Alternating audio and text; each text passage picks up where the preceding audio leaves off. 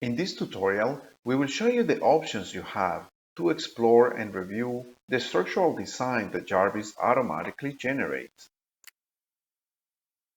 First, once you enter the workspace, you can see a 3D model of your structure.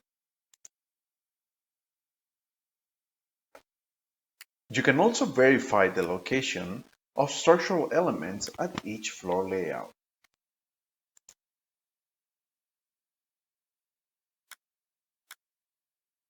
Additionally, you can select any of the structural elements, such as beams or columns, to check the size suggested by Jarvis.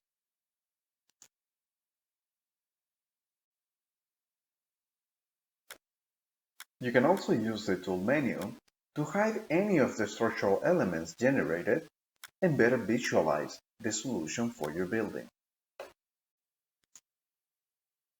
Finally, you can export your 3D model as a DXF file or as an E2K file so that you can further use it in AutoCAD, Revit, SketchUp, or ETABS.